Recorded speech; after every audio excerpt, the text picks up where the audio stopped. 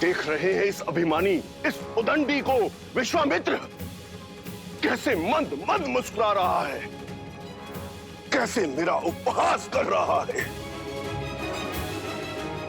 ये जानता नहीं है उस परशुराम को जिसकी एक गर्जना से यह धरती कांप उठती है। सुनी है आपकी ऐसी आत्मा को कपा देने वाली अनेकों कथाएं सुनी है मैंने। भयभीत तो मैं कभी हुआ नहीं, परंतु प्रत्येक कथा का निष्कर्ष सदैव यही निकला कि इतना अनियंत्रित क्रोध, इतना अनैतिक अहंकार तो केवल एक राक्षस में हो सकता है। आश्चर्य है कि आप एक ऋषि हैं।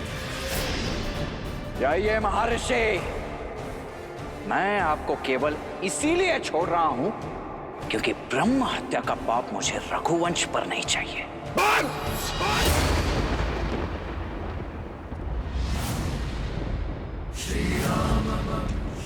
विश्वामित्र, इसने मेरा अनादर करने का साहस कैसे किया? सम्मान परिस्थिति और स्थान देखकर किया जाता है महोदय, और आप मेरे ज्येष्ठ भ्राता के शुभ विवाह के अवसर पर अशुभ समाचार बनकर आए हैं। फिर आप चाहे आप ब्रह्मा हो, महादेव हो या स्वयं विष्णु के अवतार ही क्यों ना हो,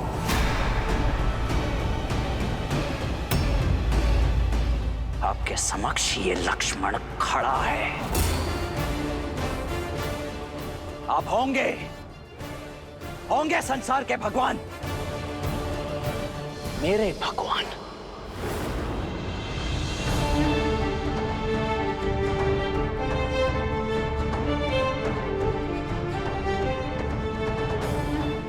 मेरे भैया प्रभु श्री राम ही हैं। और यदि मेरे भगवान के ऊपर किसी ने शास्त्र उठाया, कवच ये लक्ष्मण होगा है। यदि किसी ने भी श्री राम की ओर एक भी अशुभ पग बढ़ाया, तो या तो उसके पग मेरे बाण रोकेंगे या मैं स्वयं उसके बाणों की आहुति चढ़ जाऊंगा।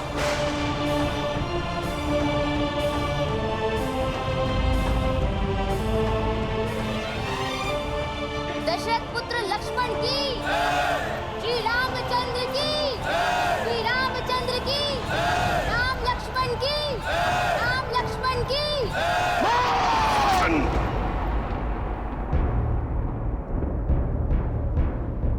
इसके पिता से मेरी ओर से क्षमा मांगना ब्रह्म ऋषि, क्योंकि मैं उन्हें संसार का सबसे बड़ा दुख पुत्र शोक देने जा रहा हूं।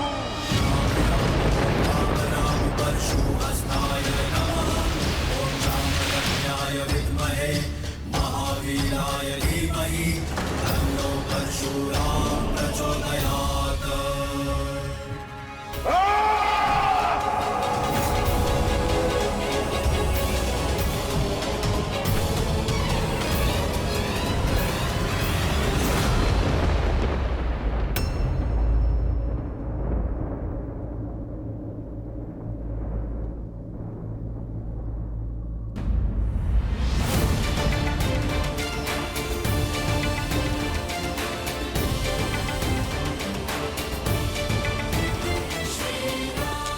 भैया,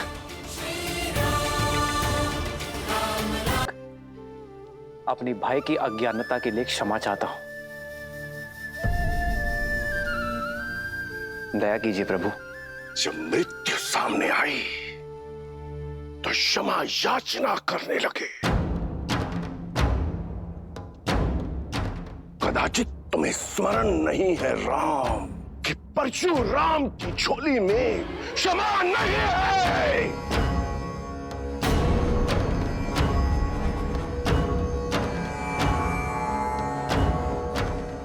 मेरे मन में आपके लिए बहुत सम्मान है ऋषिवर। मैं आपके पग की धूल भी नहीं हूं,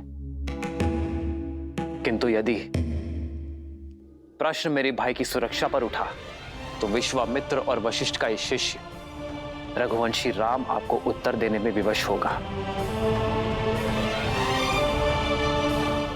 मैं वही करूंगा जो उचित है प्रभु। अंतिम श्वास तक आपसे युद्ध। युद्ध? वो भी मुझसे, परशुराम से।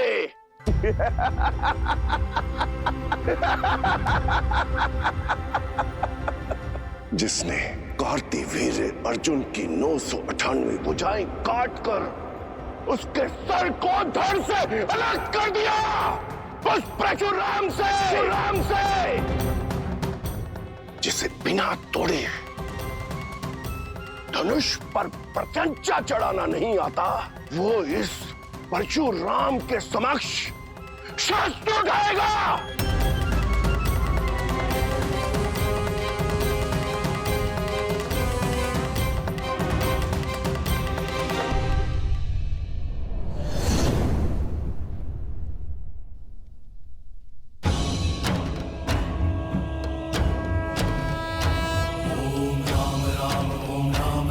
परशुहस्ताय नमः। ओम जामदग्नाय विद्महे महावीराय धीमहि तन्नो परशुराम प्रचोदयात्।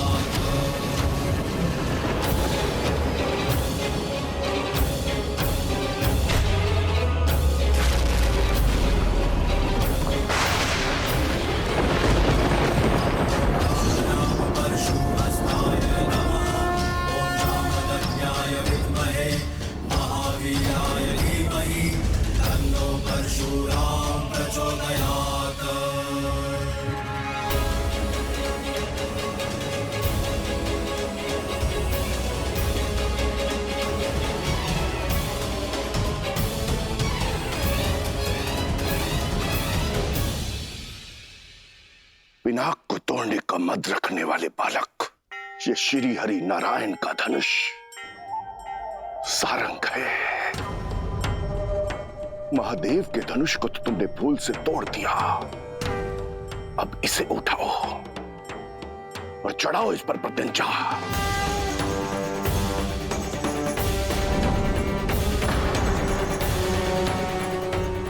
अभिमानी बालक, दिखाओ अपने बल को, कितना बल है तुम में।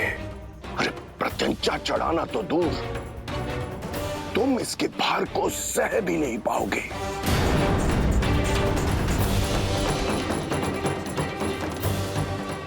अरे चढ़ाओ प्रत्यंचा, ताकि सब देखें कि अयोध्या का बल इसके भार के नीचे कैसे कुचला गया।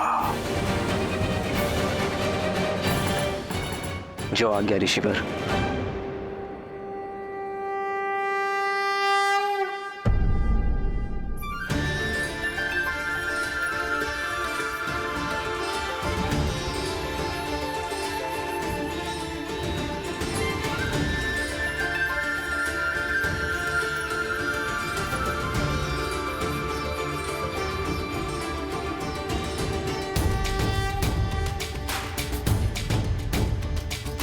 श्री राम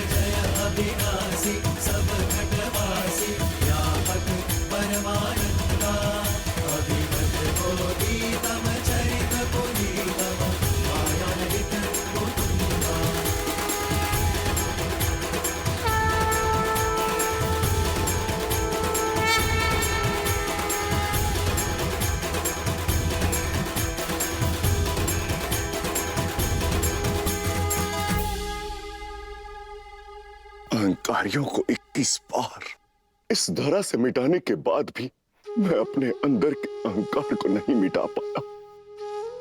मैं आपको पहचान नहीं पाया राम। अब समझा कि कैसे आप शिव का धनुष उठाने में सक्षम हुए।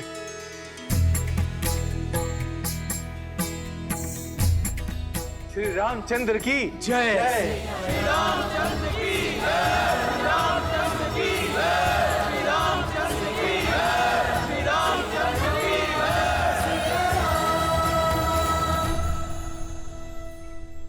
जय। ये जय जयकार नए युग का शंखनाद है।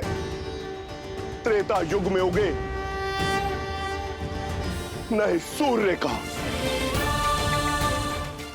अनजाने में ही सही, परंतु सत्य कहा मैंने कि अब इस भूलोक में दो राम नहीं रह सकते। अब उस राम की आवश्यकता है जो हर रूप में संपूर्ण है।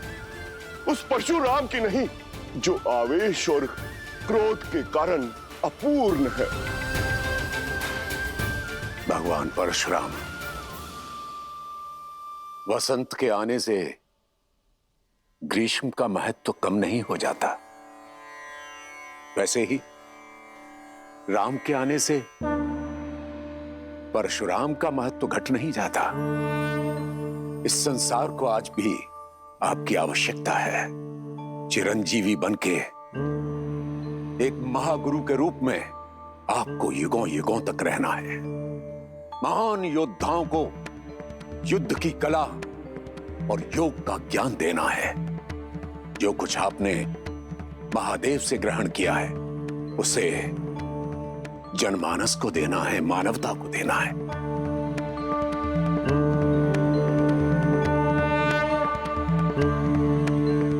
अब इस बाण का क्या करूं ऋषिवर, जो इस धनुष पे चढ़ाया है? मैं जानता हूं राम कि धनुष पर चढ़ाया बाण लौटाया नहीं जा सकता। अब इसे लक्ष्य देने की आवश्यकता है। तो बताइए ऋषिवर, क्या लक्ष्य भेदू इस बाण से? आप तो चिरंजीवी हैं, तो ये बाण या तो आपके तप की शक्ति को काटेगा या मन से विचरण करने की शक्ति को। पूरे आर्यावर्त और दक्षिणात्य में महारथियों को ज्ञान देने और हिमालय से दूर दक्षिण तक अनेक आश्रम स्थापित करने में मन की गति का सहयोग होगा। इसलिए इस पर कृपा कीजिए और उस तपोबल पर प्रहार कीजिए जिसके कारण मुझ में अहंकार आ गया था।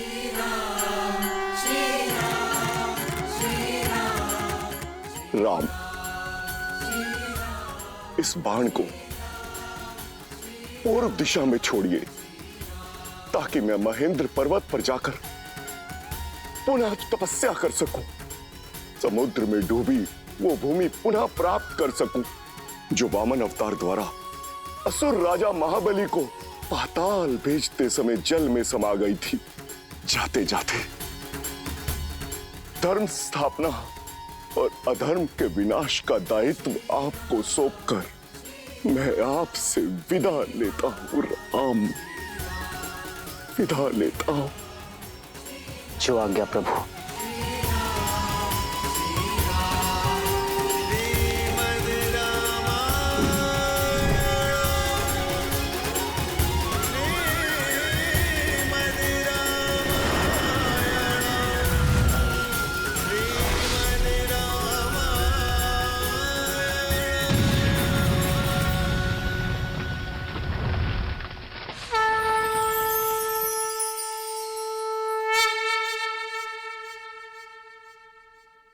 मिथिलेश जनक, महादेव का धनुष भी साध लिया गया और भगवान परशुराम का आशीष भी मिल गया। बस अब किस बात का विलंब? पूरे विधि विधान से विवाह की तैयारियां कीजिए।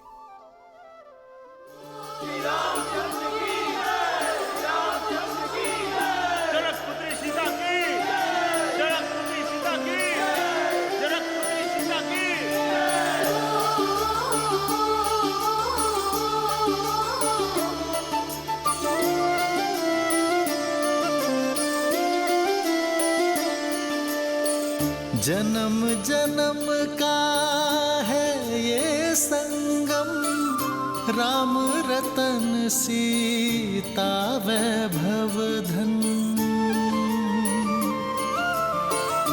एक है पौरुष एक समर्पण, एक है रूप तो दूजा दर्पण। राम है लोचन सीता दृष्टि, राम है बादल सीता वृष्टि। राम सिया राम सिया राम सिया राम, राम सिया राम सिया राम, राम सिया राम सिया राम सिया राम, राम सिया राम सिया राम।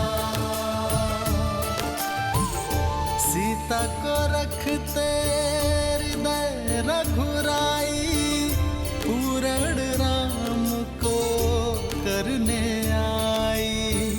सीता करती उनकी पूजा, राम से आसा प्रेम न दूजा।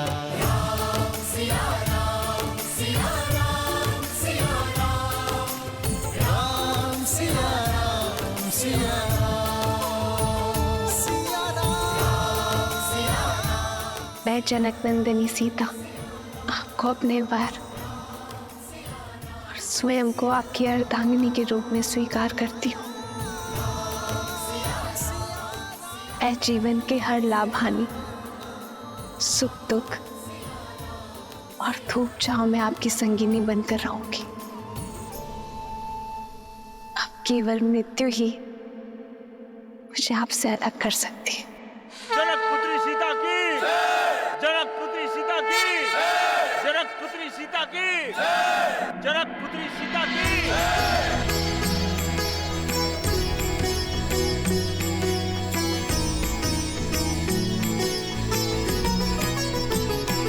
हो सोहती सिए राम के जोरी, छवि सिंगारू मनहूं एक ठोरी। सखी कहाही प्रभु पद गहु सीता, करती न चरण परस अति भीता। आपने मुझे अपना अर्धांग चुना है, अर्थात हम दोनों एक दूसरे को पूर्ण करेंगे। आज से मैं आप हूं और आप मैं, ना कोई छोटा ना कोई बड़ा, ना स्वामी ना सेवक। हर स्थान हर मान में हम दोनों समान होंगे।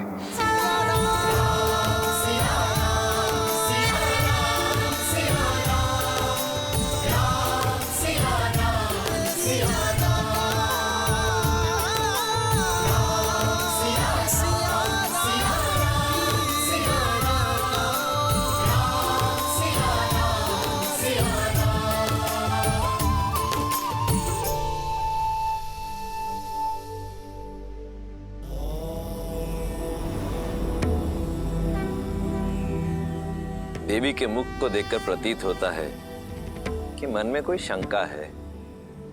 शंका नहीं, उत्सुकता है महादेव। परशुराम तो स्वयं नारायण के अवतार थे, तो फिर वो श्री राम को पहचान कैसे नहीं पाए और उन्होंने क्रोध क्यों किया? और एक ही समय में विष्णु के दो अवतार संभव हैं? देवी, ये तो उचित नहीं है। मुझ भोले से एक साथ इतने सारे प्रश्नों का उत्तर चाहती हैं आप। मैं एक एक करके उत्तर देता हूं। सत्य तो यह है कि भगवान परशुराम ने श्री राम को देखते ही पहचान लिया कि वो नारायण का पूर्ण अवतार है, परंतु आवश्यक ये था कि ये संसार भी जान ले कि वो कोई साधारण राजकुमार नहीं, अपितु स्वयं नारायण है। यही कारण है कि भगवान परशुराम ने श्री राम के समक्ष विष्णु के धनुष सारंग पर प्रत्यंचा चढ़ाने की चुनौती रखी। ऐसा उन्होंने इसलिए किया ताकि ये संसार श्री राम के बल और उनकी श्रेष्ठता को स्वीकार कर सके। रही बात दो भिन्न अवतारों की, तो यदि लक्ष्य भिन्न हो तो नारायण अवश्य ही दो अवतार भी ले सकते हैं। जहां एक और भगवान परशुराम ने सतयुग में धर्म और न्याय की स्थापना हेतु अवतार लिया, वहीं त्रेता युग में प्रभु श्री राम ने मर्यादा की स्थापना हेतु अवतार लिया। जय श्री राम। जय श्री राम। अब कथा में आगे बढ़िए ना महादेव, मुझे श्री राम और सीता का विवाह देखना है। देवी, इतनी आतुरता अच्छी नहीं। आप अपनी अधीरता के रथ को तनिक थामिए। हम सीता और राम के विवाह की बात कर रहे हैं। कितने प्रबंध करने होते हैं, कितने काम होते हैं, उसमें अभी समय लगेगा। परंतु तब तक मैं अपनी प्रिय का मन बहलाने के लिए आपको इसी कथा के एक अन्य पात्र की कथा सुनाता हूं। कौन है वो? मेरा परम भक्त लंकापति रावण, जो अब तक ना तो सीता स्वयंवर में हुए अपने अपमान को भूला था,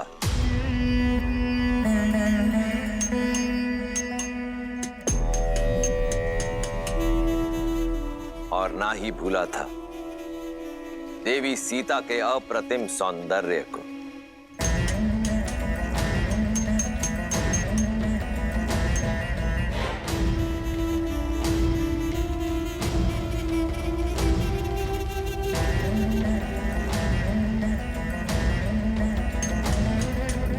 भैया, भैया वो विद्युत जीवा।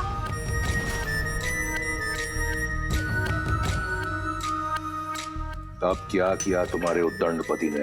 भैया वो कल रात लौट आया।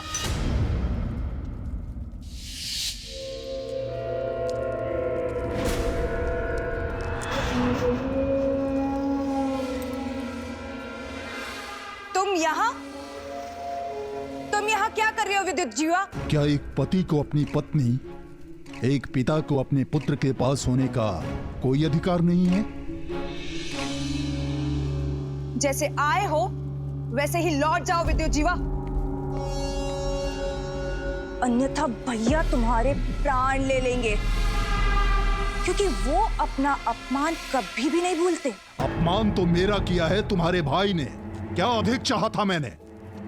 एक छोटा सा राज्य ना। राज भिक्षा में नहीं मांगे जाते विद्युत जीवा, बल्कि बल और साहस से अर्जित किए जाते हैं, जो तुम में बिल्कुल भी नहीं था। आज की बात करो सुपर्णखा।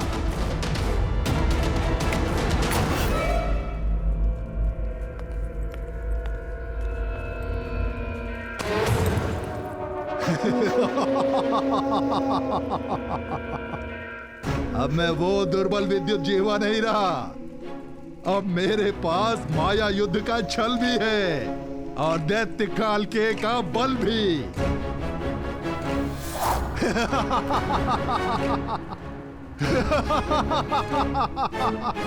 ये काल किया? हाँ, काल के अस्त्र। मैं रावण से डरकर भागा नहीं था शूर्पणखा। मैं तो सज्ज हो रहा था उसका सामना करने के लिए। धरा से नीचे गहराई में पाताल और रसातल के मध्य एक नगर है, आसमानगढ़। मायावी नगर है वो, जो रक्षित है नीवट कवच दानवों द्वारा, जो माया युद्ध में प्रबल हैं। और अकेला नहीं हूं मैं।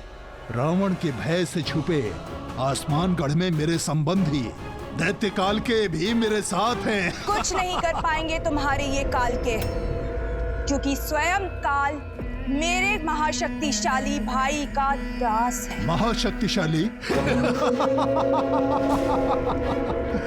अरे तो कहाँ है सीता? कहाँ है शिव धनुष? हाँ, उसकी शक्ति का प्रदर्शन पूरे संसार ने मिथिला में देखा था। अब समय मेरा है, लंका अब मेरी होगी, रावण का अंत होगा। मूर्ख हो तुम, देव, असुर, यक्ष, गंधर्व, कोई भी मेरे भाई को मार नहीं सकता। मार नहीं सकता तो बंदी बना लूंगा, पर रक्तपात से क्या लाभ है? अरे जाओ जाओ, जाकर समझाओ अपने भाई को, सिंहासन त्याग कर मुझे सौंप दे, अन्यथा मेरे पास दूसरे मार्ग भी हैं। भैया, मैं आपका अहित होते हुए नहीं देख सकती, मैं आपका घात होते हुए नहीं देख सकती, इसलिए आपको सावधान करने चली आई। क्षमा कर दीजिए विद्युत जीवा को, मूर्ख है वो, पर मेरा पति है। भैया, आपका ये मौन मुझे भयभीत कर रहा है भैया। अरे बड़बोला है वो। बड़बोला? पहली बार सही बोला। सत्य है, मैं लंका के सिंहासन योग्य नहीं। बुलाओ उसे, कहो कि रावण सिंहासन त्याग कर वनवास जाना चाहता है। राम लखनु जिन्हके तनय विश्व विभूषण दो।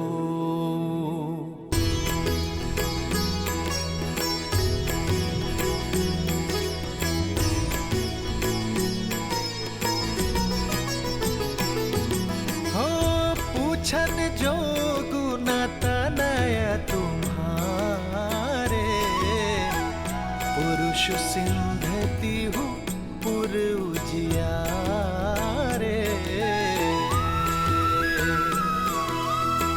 जिन्हा के जस प्रताप के आगे, ससिमल नरवि शीतल लागे।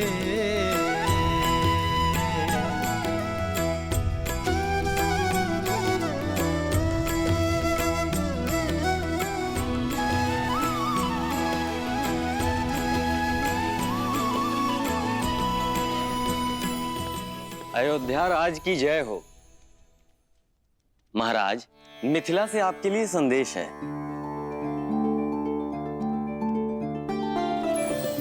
अयोध्यापति दशरथ को मिथिला नरेश जनक का प्रणाम। आपको पूर्व में मेरी पुत्री के स्वयंवर के विषय में सूचित किया गया था, पर आपने आने में असमर्थता दिखाई, क्योंकि आपके पुत्र ब्रह्म ऋषि विश्वामित्र के साथ थे।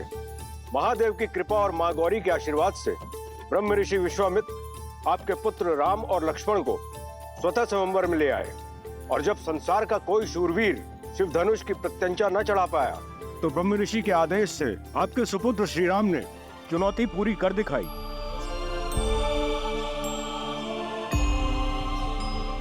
और कुमारी सीता को अयोध्या की वधू बनने का सौभाग्य दिया। ये पत्र मैं अयोध्या के राजा को नहीं, अपने संबंधी को लिख रहा हूं। अपने ज्येष्ठ पुत्र के विवाह को अपना शुभ आशीष और अनुमति दे।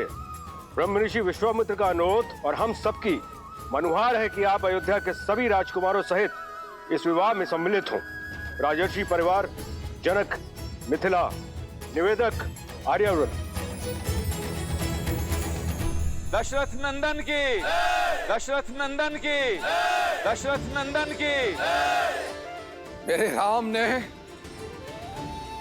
गर्व से मुझे शिखर पर बिठा दिया है। क्या कही सुमित्रा, कौशल्या, सुना तुमने? महादेव के धनुष पर प्रत्यंचा चढ़ाई है मेरे राम ने।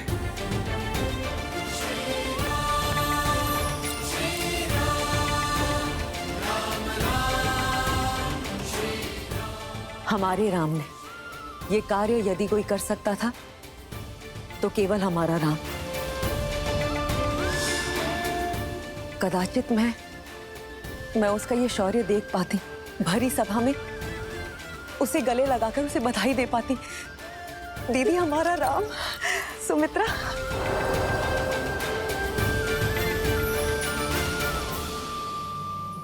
तो ऋषि जवाली, क्या कहती है अयोध्या की नीति? क्या एक पुत्र के विवाह के लिए राजा अपने राज्य को छोड़कर जा सकता है या नहीं?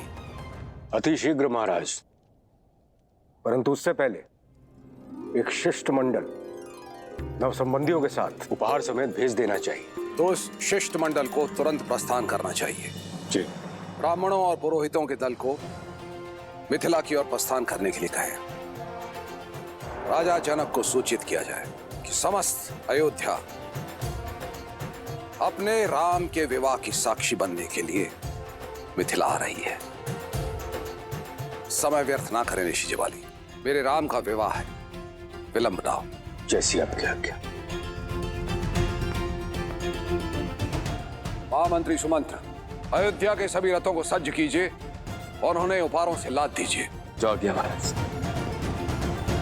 देवी कौशल्या, नव विवाहितों के स्वागत के लिए अयोध्या को एक नव वधू की तरह सज्जित कर दीजिए। देवी सुमित्रा, भरत और शत्रुघ्न को संदेश भेजा जाए कि वो शीघ्र अतिशीघ्र मिथिला पहुंचे। कैकेयी, उत्सव की घड़ी आ गई है, सभी प्रबंधों को देखो, कोई कमी नहीं रहनी चाहिए। मैं गुरुदेव वशिष्ठ से मिलकर आता हूं। ये विवाह उन्हीं के आशीर्वाद से होगा। जी महाराज, मेरे राम का विवाह है। मंत्रा, मेरी चूड़ामणि कहाँ है? इतने वर्षों से अपनी वधू के लिए संभाल के रखी थी। विवाह तो राम का है कैकेयी, किंतु तुम ऐसे प्रसन्न हो रही हो जैसे कि भरत की वधू घर आ रही है। ऐसे सज्ज हो रही हो जैसे कि राम तुम्हारे वंश को आगे बढ़ाएगा। मां कहकर नहीं पुकारा होता ना, तो अभी इसी क्षण तुम्हारी जीभ काट देती। वो जीभ जो सदैव शुभ अवसर पर विष उगलती है। एक बात कान खोल के सुन लो मंत्रा, विवाह मेरे पुत्र राम का है, मेरे राम का, समझी तुम? जीभ क्या, गर्दन काट दो ना मेरी। सत्य तो नहीं बदलेगा, और तुम जब ठोकर खाओगी ना तब समझोगी। जब राम को जन्म देने वाली मां कौशल्या स्वयं इस विवाह में नहीं जा रही, तो रीतियों की बेड़ियों को तोड़कर महाराज दशरथ तुम्हें वहां कैसे ले जा सकते हैं? रीति तो स्त्रियों के युद्ध में जाने की भी नहीं है रघुवंश में। फिर भी वे मुझे लेकर गए ना, क्योंकि वे मुझसे प्रेम करते हैं। उनकी सबसे प्रिय पत्नी हूं मैं, राम की सबसे प्रिय मां। और फिर अगर वहां जाऊंगी तो भरत से भी भेंट कर लूंगी। अब तो मुझे बातों में मत उलझाओ, शीघ्र मेरी चूड़ामणि ढूंढो। मैं आज एक बार फिर से महाराज को चौंका देना चाहती हूँ। आपने सही कहा था गुरुवर। श्राप के भय से मैं अपनी ही संतान के भविष्य के आड़े आ रहा था। देखिए ना, मेरा राम संसार की सर्वश्रेष्ठ कन्या का वर चुना गया है। यदि उस दिन मैं उसे ब्रह्म ऋषि विश्वामित्र के साथ जाने से रोकता, तो राम शिव धनुष उठाकर मेरा और अयोध्या का गौरव किस प्रकार बढ़ा पाता। बहुत बहुत धन्यवाद ऋषिवर। धन्यवाद महादेव का, जिन्होंने राम और अयोध्या के साथ साथ हम सबको यह गौरव दिया। जो भूल करने से बच गए, उस पर पछतावा करने से कोई लाभ नहीं पुत्र। आओ, राम के इस भव्य विवाह की यात्रा प्रारंभ करें।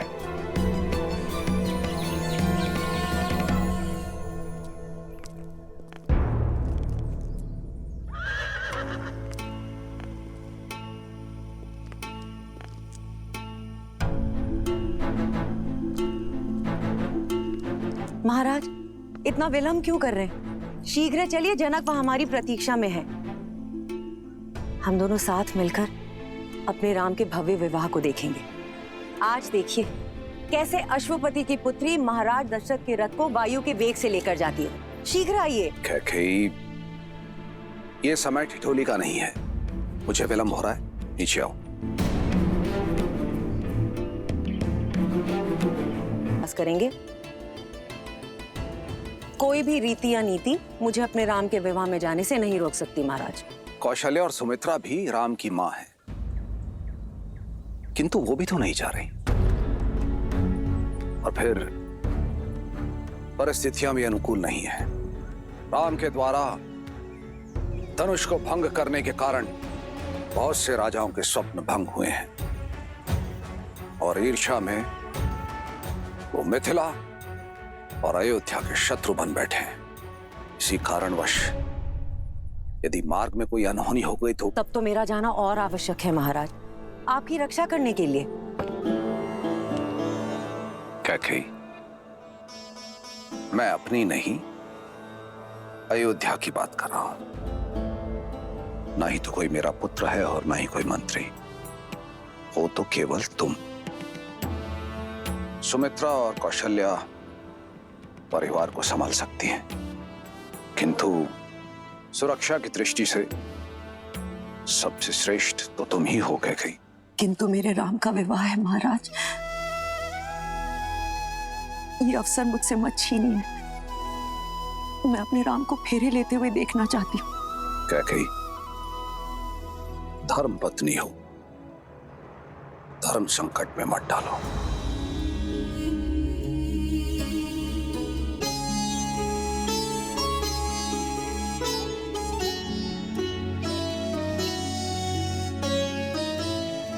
किंतु मैं भावुक भी नहीं देख सकता। यदि तुम्हारी इच्छा इतनी प्रबल है तो तुम मिथिला जाओ, मैं यहां रुककर अयोध्या की सुरक्षा देखता हूं। महाराज, इतनी स्वार्थी भी नहीं है आपकी कैकेयी। जानती हूं आपके राम में आपके प्राण बसते हैं। उसका विवाह देखना आपका सबसे बड़ा स्वप्न है। ये स्वप्न कैसे छीन लूं आपसे? वैसे भी मेरा मन आपसे थोड़ा अधिक कठोर है, ये पीड़ा सह लेगा। आप जाएं महाराज, अपने पुत्र के विवाह का आनंद उठाएं। अयोध्या की रक्षा करने के लिए आपकी कैकेयी है।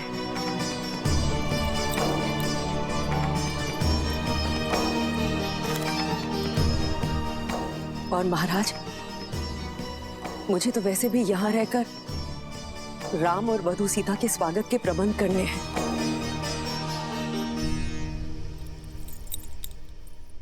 ऐसे सजाऊंगी अयोध्या को कि इंद्रलोक की दमक और वैकुंठ की शोभा भी फीकी पड़ जाएगी।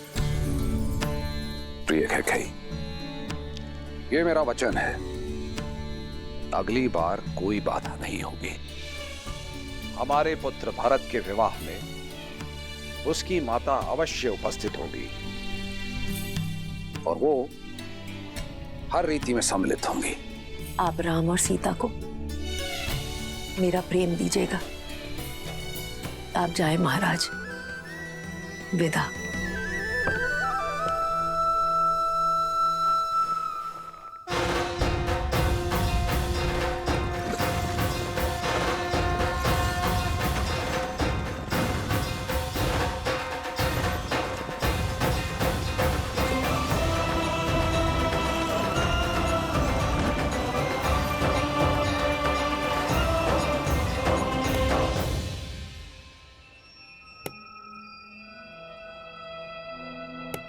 लग गई ठोकर? अब तो समझ लो, तुम ही हो जो राम नाम की रट लगाए फिरती हो।